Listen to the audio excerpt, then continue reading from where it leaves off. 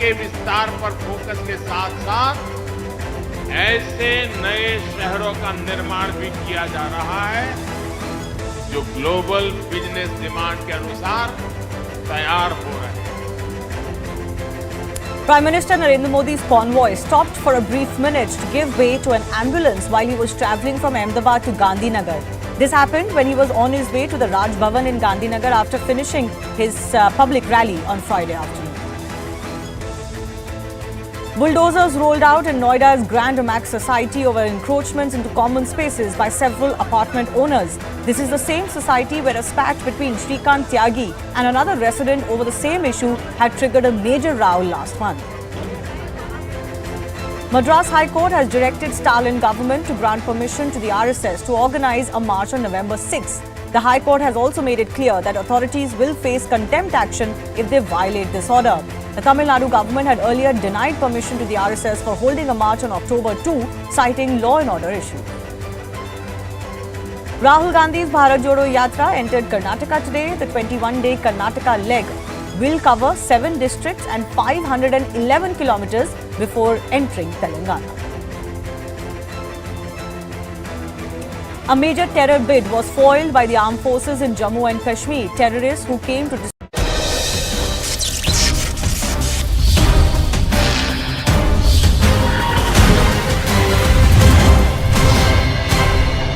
Welcome to this very, very special effort, ladies and gentlemen. It's not often that we give way to debates and have conversations. But this one is a must-have. It's about this book, which is India, Bharat, Pakistan. The author is sitting right next to me. This is part 2 of his trilogy. And he is somebody who needs no introduction. So JSD, a good friend. Sai Deepak, good to have you with us. Namaste, namaskaram, how are you? India, Bharat, Pakistan, constitutional journey of a sandwiched civilization. Right. Now this sandwiched civilization is clearly Bharatam. Right. Now let's come to book 2. Right. The premise of this book. Right. See, book 1 set it up. As you understood, we understood civilization, coloniality, and of course our constitution. Correct. Am I right or wrong in saying that it all started in trying to understand where is the genesis of our constitution? That's where your journey started? Correct. You took a detour. Rather than moving ahead, you've actually gone back in time. Right. So let's start from there. Why? So, as you rightly said, the entire trigger for this particular exercise, which I don't think is partly academic, it's academic come civilizational and very, very personal in terms of the learning that I have gone through. So, this was meant to be a trilogy, with the first part covering the period from 1492 to 1919, the second from 1920 to 1951, and the third from the first general elections to 1977. That is almost until the end of the emergency period. So once I was done with the first book, and I started the second book around Vijayadashami of October 2021, I struggled to move beyond 1800 words from October to January.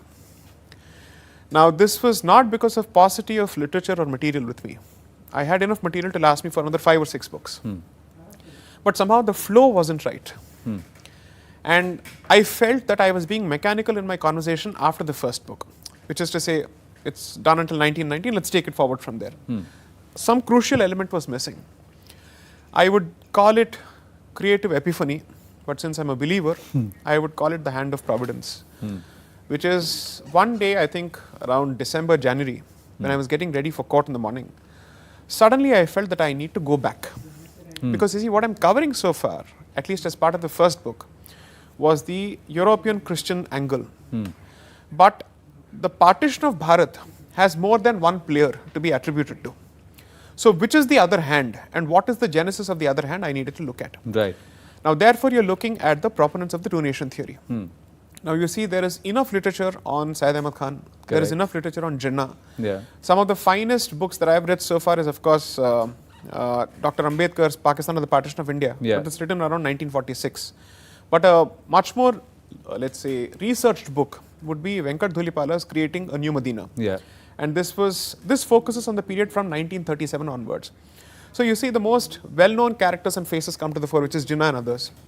But I genuinely believe that the answer did not lay either in Jinnah or Sai Deepak Khan, because I felt that there was a thought continuum, which is to say, if they were taking a thought forward, Did they create it, or were they merely, let's say, torchbearers of a pre-existing thought? So where did the genesis happen? Come from? And therefore, I went further and further and further, and this took me to Shah Waliullah Dehlavi.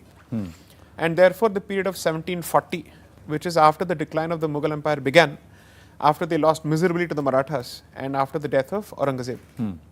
For all practical purposes, you can treat Dakhan or Deccan as the graveyard of Aurangzeb. For all practical purposes, no wonder he is buried there. Yeah. Okay. So, and then the brilliant intellectuals that the Muslim community threw up, both in the Middle East or in Arabia, and in this part of, let's say, the world, which is the Indian subcontinent, the Bharatiya subcontinent, there was something simultaneous about it. And it was not simply coincidence, because both the individuals, Abdul Wahab and Shah Waliullah Dehlavi, were contemporary students of Hadith in Hijaz. Wow. This is exactly what I've shown. You have. So therefore, they were taking forward a certain thought process that they themselves had received. And turns out that this thought process went back to the 9th century. Hanbali. Yes, Hanbali movement, Ibn Taymiyyah, from there it goes on. And therefore, it has multiple schools of thought, multiple diversities, but then the broad nuances go back to the basics, which is follow Islam in the manner it was followed by the early converts to Islam. Now then you look at the exposition of the two-nation theory in the pre-colonial, pre-European idiom and language by Shah Waliullah Dehlavi. Very clearly says this is the case. He makes out a case for the existence of a khilafat or a caliphate. Khilafat, we typically assume that no, it's a resistance. No, it's not. Khilafat means caliphate. Khalifa. Having a Khalifa. Exactly. So this entire Khilafat movement in the 1920s was also about Khalifa in Turkey, or try and protect the Ottoman Empire. Exactly. Because they were effectively saying that the purpose of their faith is to break the existing social order inside out. Because according to them, as you see on banners everywhere in these days, Islam is the solution. And therefore, the way to achieve it, so if that is the end, the means to that end is jihad. Okay. And it needed to be given a particular political structure. That political structure is the creation of the caliphate. So that there is one Chhatrapati from their end, which is to say one umbrella, a single unified command under which different leaders and different Muslim rulers can operate. That process needs to be understood, and the theology, political theology needs to be understood if you want to make sense of Khilafat movement, if you want to make sense of two-nation theory. You cannot understand the partition of Bharat without Khilafat. You cannot understand Khilafat without understanding Shah Waliullah Dehlavi. Therefore, I had to take the detour. And I said, okay, let's now try and merge the first book's timeline and the second book's timeline. So this goes from 1740 until 1924. So therefore, the narrative of the first book is taken forward only by 5 years, as opposed to the 20 years that I had in mind. But now I am so much more clear in my headspace as to from here how the entire narrative goes.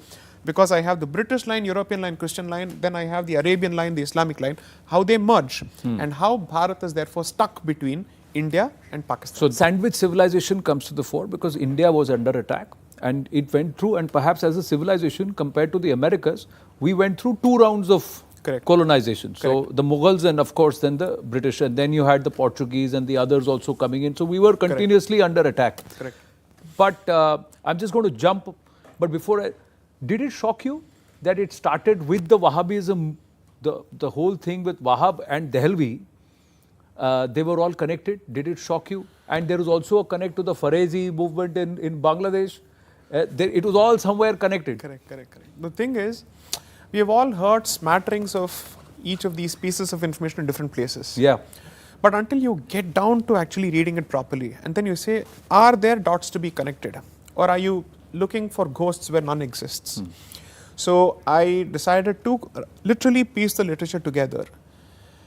And I said there is no way that these connections can be missed for anyone who looks at all the literature together.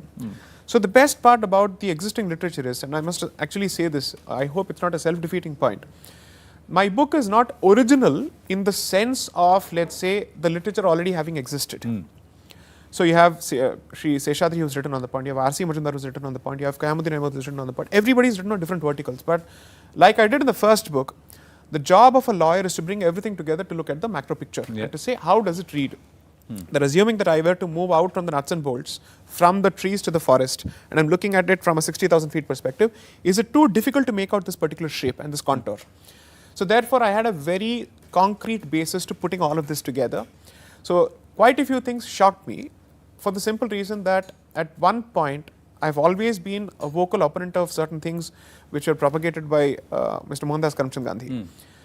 But I also felt during the course of this reading that he is blamed for things more than he deserved, especially with respect to the Khilafat movement. The fact that Khilafat had achieved a certain degree of traction before him, with leaders like Tilak and Annie Besant supporting it, and specifically making a case for Ali brothers, is not something that's usually discussed in popular discourse. Yeah. There is a reason for it, because he magnified it and took it to a very different level altogether. That's a different issue. I am actually trying to make the case that Gandhi was made Mahatma by the Khilafat movement. He rode on the backs of the Khilafat movement and the Khilafatists. That much becomes very, very clear. So this kind of, let's say, learning has now given a very different perspective, which is to say you will need to reevaluate your heroes and villains, so on and so forth, and there's a lot to be learnt from your detractors. Yeah, and it's not about passing opinion per se, but to know. Correct. Because unless you know where you are coming from and what all contributed to where you are, Correct. how do you know the way forward? Correct. So in that case, you also realize that you will have to ease on the legalese in terms of the language, because book 2 is a little more easy Readable, agreed. To read. So if you read Was that feedback, or did you also feel thoda zyada hi? No, so here's what happened. So I'll just take about 30 seconds on this, because the process has improved my ability to reach out to the audience in a more lucid fashion in writing. One, I love speaking, and then I've been in litigation for close to 14 years now, and therefore that rigid form of writing comes to fore. So of course I practice only as an arguing counsel, but then when you summarize your oral submissions in writing, so for the court to consume, you still pack as much as possible. Correct. So the first book went through around 7 rounds of editing. Even then it was not enough, because you see, I wanted to stick to a language I'm most comfortable in. Yeah. So that at least the message is not compromised on in the process of loosening the language. So I said I'll take that risk. And most importantly, the sense of heft is also conveyed thanks to the language. Because you see, one of the objectives of the first book was that it must reach academia. Because those ivory towers, according to me, had to be completely impregnated. People had to actually open up to this particular literature. That was one of the purposes of it. In the acknowledgement to the second book, I've clearly said, I have taken into account all the feedback. I have tried to tell the lawyer within me, thoda shant ho jao, keep the gada down, and engage with the reader. Engage with the reader. And let this not be an exercise in self-indulgence. And so I've thanked them. The good part is, the effort has paid off, because a lot of readers have said, this is such a refreshing way of reading it. Yeah, absolutely. I felt it myself, because the first of India, that is Bharat, the first 20, 30 pages, I said, boss, this is like legalese. So I'll have to really go back and read that line again to make sense of the line. And then, but this one has been far more easier to read and to comprehend. Maybe perhaps we have also warmed up to your style. So that's another point. Possible. But congratulations, I believe 25,000 copies already? So the first print run is done of 25,000 copies. Usually the first print run of every book is about 5,000, 10,000 copies. And to be fair, India, that is Bharat, has created a captive audience of about 90,000 readers. Lovely. And out of which, therefore, it's no surprise that within almost a month, the book was launched on 23rd of August. We are today on the 30th of September. So the first print run is done. The second print of 10,000 copies has already sold out 3,500 copies already. So now, I would say, this is the Marvel effect in play. You've read the first, you have to read the second. If you want to read the second, you have to read the first. So the sales of the first book have also gone up. But I've been told that notwithstanding the length of the book, which is almost twice the size of the first, they found it even more readable.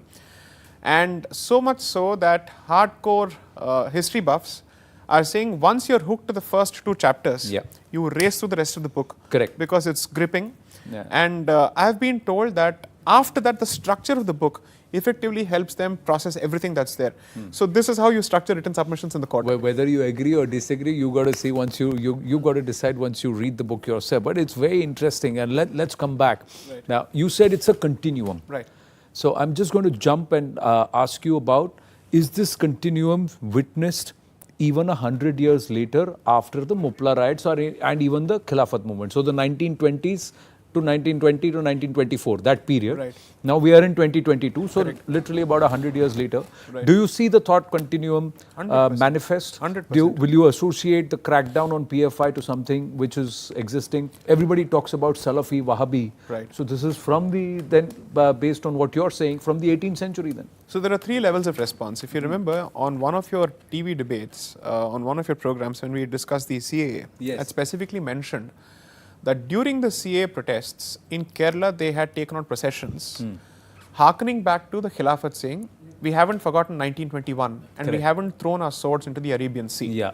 Now, that means in their headspace, there's a very clear collective memory on the basis of which they're working. Second, the phase where I speak of the Mopla outrage, I've stopped using the word riots in the context of Mopla because riots shows a level of parity. This was properly a genocide. Yeah, There was no massacre. parity here. It It's was a a massacre. Yeah. And the word used by the British records very clearly is outrage. And there it so happens that the Khilafatists would wear uniforms and take out protest marches. That's exactly what the SDP and the EPFI are doing right now. Because they know this has a recall value and a fear recall. It creates a fear psychosis. They're aware of it. 3, this is the continuum of the Wahhabi thought process. You see, it's around the 90s when suddenly Indian literature started speaking of Wahhabism, saying it's a new infusion into Indian Islam because of Gulf money pouring into this country. Until then, Indian Islam was effectively the product of Sufism and all is that. what it was being talked That's what they about. were saying. Yeah. This is such uninformed nonsense. Allow me to be candid here because you see, Wahhabism has existed in this country since the 18th century, mid-18th century. And that it was spread with a fantastic network being created by Syed Ahmad Barelvi, I specifically pointed out, across the country. And those parts of the country where they had very established seminaries which were created around his period and after that, they continue to be the flashpoints. So there were an Ali brothers even then. Exactly, from Patna. Patna. And Patna's earlier name was Azimabad. Azimabad. That's exact. So how, let's say, short-lived our memory is, that as a community and as a country perhaps we suffer from this kind of, I wouldn't say country because different communities seem to have different levels of memories in this country. So I'd say as a community, Bharatiyas in that particular sense perhaps have poorer memory. We have fantastic amnesia. So there are parallels to be drawn. And I specifically say, you try to ban the SIMI, you have a SDPI and PFI. Yeah. You do this, some other organization will come about. They went after, let's say, Hafiz Saeed, he created a new organization. Correct. So you're trying to go after the form as opposed to going after the substance. Yeah. And I've compared this with the Raktabija Asura as far as the Hindu Puranas are concerned. Correct. To say, one drops, another comes. exactly. So you have to find a way to contain it so that not a single drop of blood ever touches the ground. Touches the ground. And that's only possible if you eliminate the seed itself in terms of the mindset. That mindset needs to be called out. Economics is not the way forward. It's not going to help. So there are different ways of doing it. I've suggested a few ways. So this thought string is largely Sunni sect driven. So was that this continuum, did it have a position even against Shia and Sufi? And let me also ask you, now we know Deoband, we know Barelvis, we know so many other sects. Did they all come from the same thought continuum? Exactly. So there are about 6 to 7 movements which came directly from Dehlavi's thought process. And there was another movement that was a contemporary of these movements, called itself an intellectual successor of Dehlavi, but was looked down upon by everybody else, Ahmadiyas. Ahmadiyas, okay. Okay. Now here when we speak of the CA, we have bleeding hearts in the scandal saying, we have to protect the Ahmadiyas of Pakistan. They were one of the founding communities of Pakistan. Pakistan was created by largely the Shias and the Ahmadiyas because of the growing clout of the Sunni Wahhabis who were making it difficult for other rival sects to survive. They were issuing death warrants against these communities. So they said, you want this, we'll go some other place. So when we suddenly say, no, Shias are okay, the difference is, it's Sunni Wahhabism, there's a problem. What are we talking about? Syed Ahmad Khan's master stroke was to actually bring both these rival sets of Islam together under a single institution, which is the Mohammedan Anglo-Oriental College, now known as the Aligarh Muslim University. He decided to have courses for both because he said, you guys keep fighting with each other, the Hindu will come up and he'll again take back state power. Our job is to ensure that the British man stays in this country so that both of us can collaborate to keep the Hindu out of state power. That's exactly the purpose of the movement, and he says as much. The good part of what I have done as a lawyer, and even if I say so myself, is I have not paraphrased, I have quoted. Quoted everybody. I have said, dekh lo, pad lo, soch lo. Soch lo. That's what you've done. So, but you made a statement even on the 1857 mutiny, where largely the whole issue is that Hindus and Muslims came together to fight the British. But you make a case that the Muslims are largely under this Wahhabi movement. Came there because they realized that this is the time to strike back. And they were actually doing it so that they could bring back the rule of Islam in India. That's why they wanted Bahadur Shah Zafar back. They're fighting for the parcham of the Mughal flag. That's it.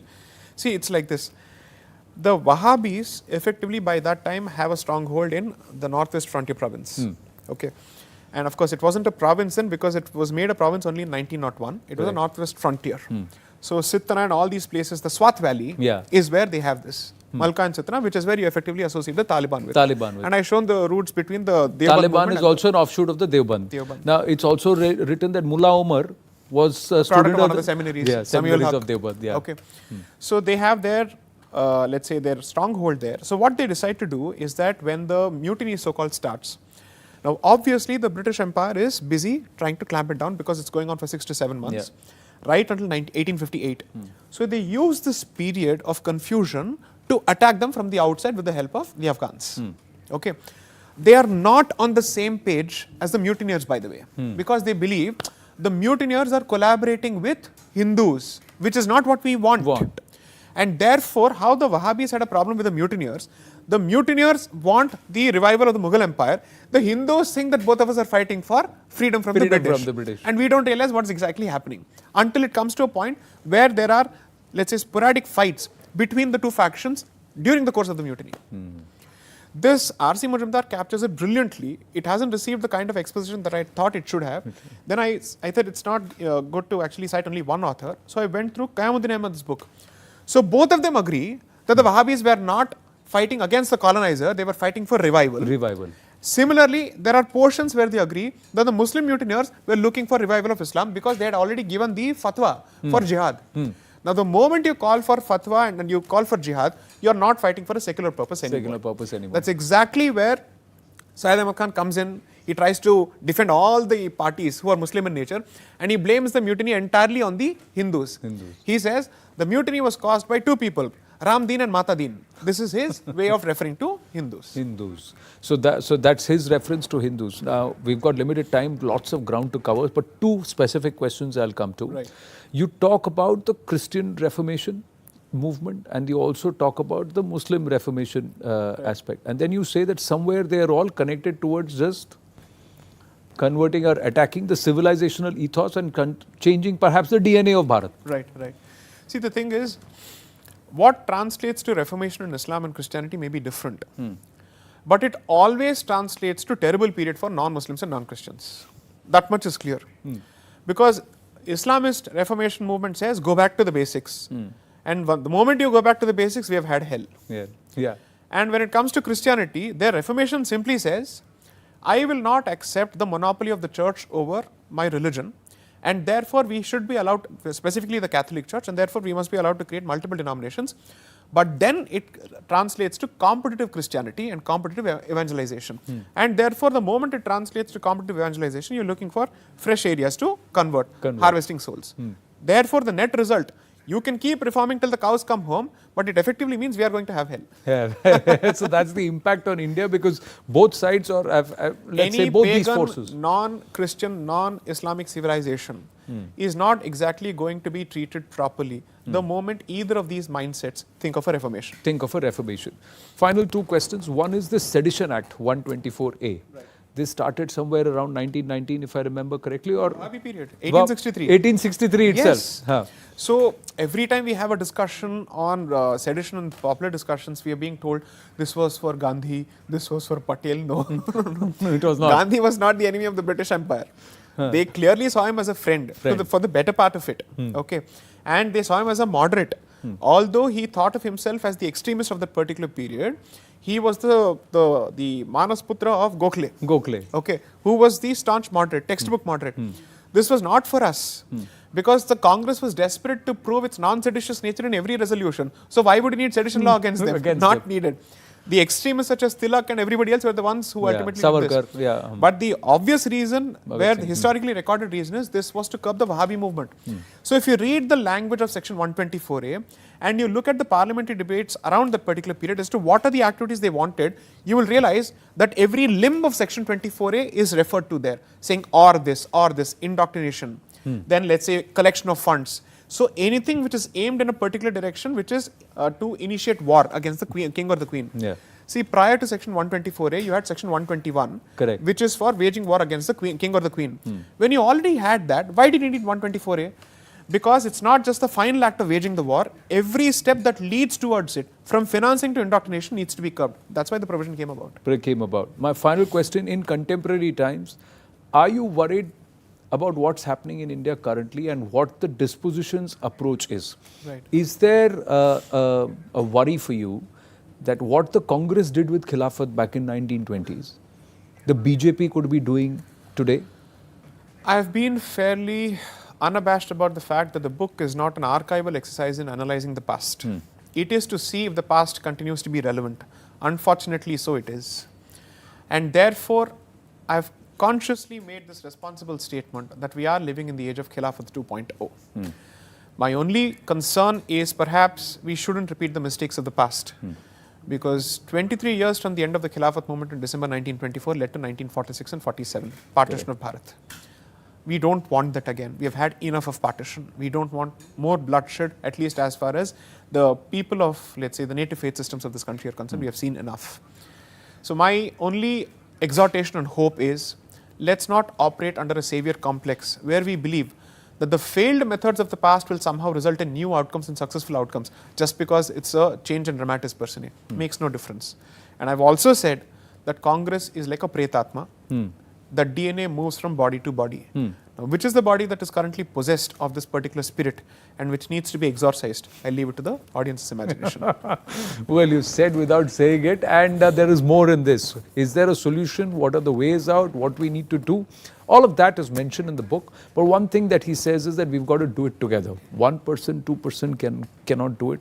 As a civilization, as a collective, as Bharat, we need to do it. Sai Deepak, always a pleasure speaking with you. Thank you very, very much. Thank you. Namaste. Namaste. Thank you.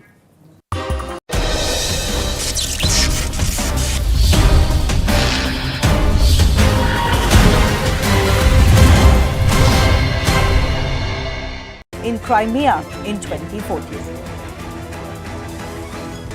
An explosion at an education institute in Kabul killed over 19 and injured over 30. A witness claimed that a suicide attacker detonated explosives at the center.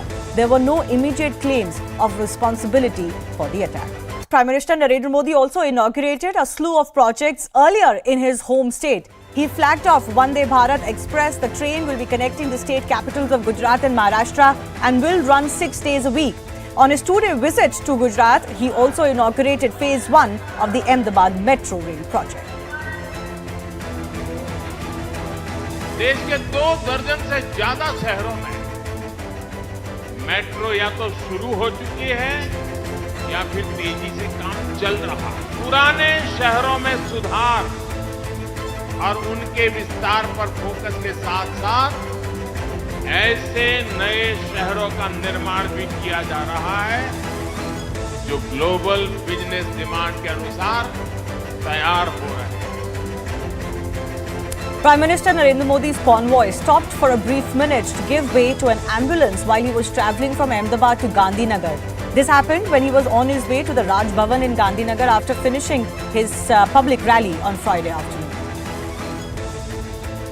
Bulldozers rolled out in Noida's Grand Amac Society over encroachments into common spaces by several apartment owners. This is the same society where a spat between Shrikant Tyagi and another resident over the same issue had triggered a major row last month. Madras High Court has directed Stalin government to grant permission to the RSS to organize a march on November 6. The High Court has also made it clear that authorities will face contempt action if they violate this order. The Tamil Nadu government had earlier denied permission to the RSS for holding a march on October 2, citing law and order issues. Rahul Gandhi's Bharat Jodo Yatra entered Karnataka today. The 21-day Karnataka leg will cover 7 districts and 511 kilometers before entering Telangana. A major terror bid was foiled by the armed forces in Jammu and Kashmir. Terrorists who came to disrupt the ongoing Agniveer Army rally in Baramulla district were killed in an encounter. Both the terrorists were linked with Jaish-e-Mohammed. Images of Richa Chadda and Ali Faisal's pre-wedding celebrations from Delhi are out. Remember, the couple is all set to tie the knot on October 4. Ukraine has claimed that a Russian missile attack on Zaporizhzhia has killed at least 25 people in a humanitarian convoy and wounded dozens of others. The convoy of civilian vehicles had assembled in Kyiv on Friday, preparing to leave the area. They were planning to visit relatives and deliver supplies to an area controlled by Russia when it was allegedly hit. Meanwhile, Moscow has annexed 4 partially Russian-occupied regions of Ukraine today. The move was widely expected following annexation votes that ended on Tuesday in the 4 regions. UN Chief Antonio Guterres stated that the annexation has no place in the modern world, but this follows Russia's pattern of hostile takeovers. Remember, the same thing happened in Crimea in 2014. An explosion at an education institute in Kabul killed over 19 and injured over 30. A witness claimed that a suicide attacker detonated explosives at the center. There were no immediate claims of responsibility for the attack. Prime Minister Narendra Modi also inaugurated a slew of projects earlier in his home state. He flagged off Vande Bharat Express. The train will be connecting the state capitals of Gujarat and Maharashtra and will run 6 days a week. On his 2-day visit to Gujarat, he also inaugurated phase 1 of the Ahmedabad Metro Rail project.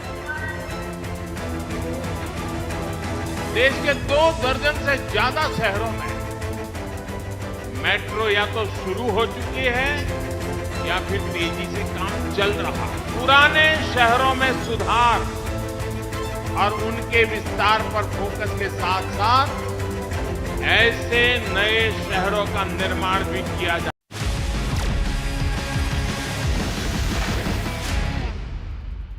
Good evening. Welcome to News Blitz. I'm Zaka Jacob. Here are the top stories that we're tracking this evening. Prime Minister Narendra Modi inaugurated the 6th edition of the India Mobile Congress at the Pragati Maidan in Delhi. He also launched 5G services across the country. Metro cities like New Delhi, Mumbai, Kolkata and Chennai will be the first ones in the country to get 5G services. आजादी के अमृत